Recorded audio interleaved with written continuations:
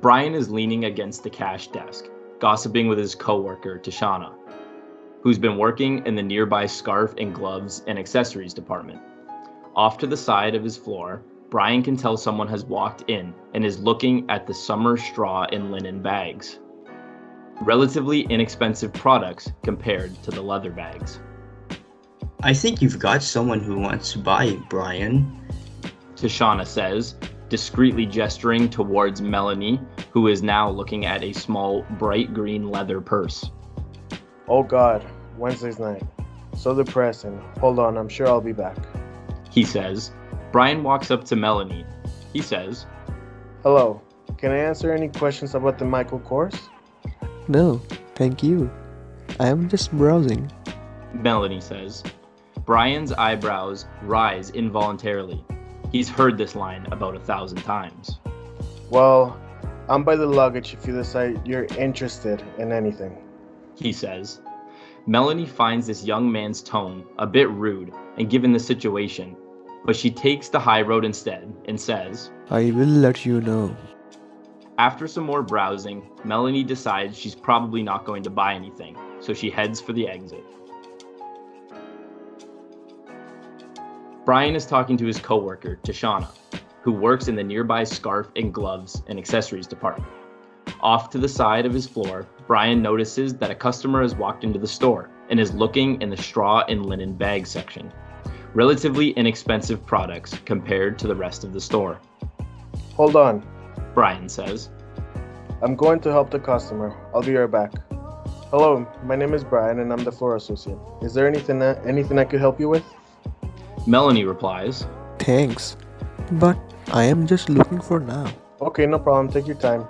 If you need anything, please let me know.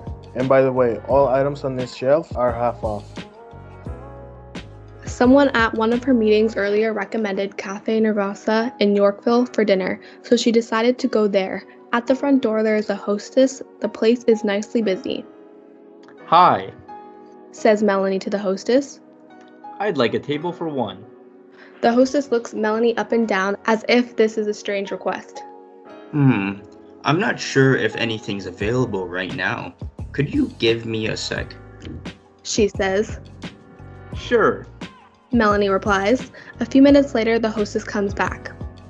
Oh, I don't think there's anything available for at least an hour.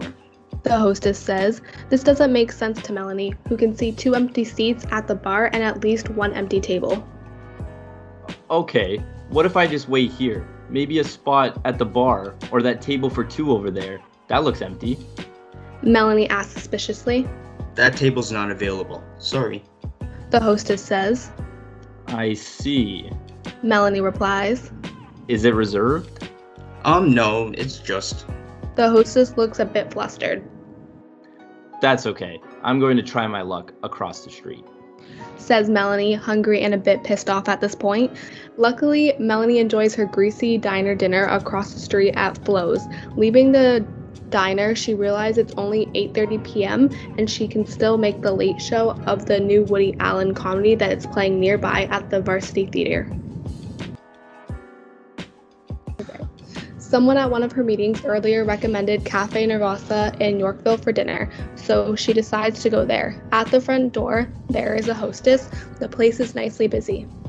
Hi, Says Melanie to the hostess. I'd like a table for 1. Hi. Says the hostess. She looks at Melanie and compliments her outfit. The hostess then looks at the computer.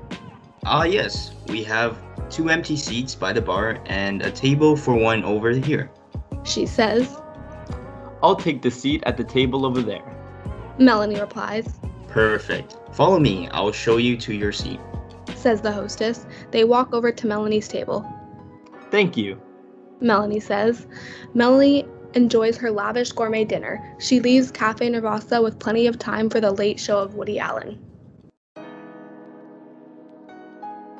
At the top of the escalator, in front of the theater, she notices it's not that busy. She walks up to the counter, where a couple of young women have their backs turned to her. She waits for what seems like at least 30 seconds. They don't turn to face her. Excuse me, Melanie says.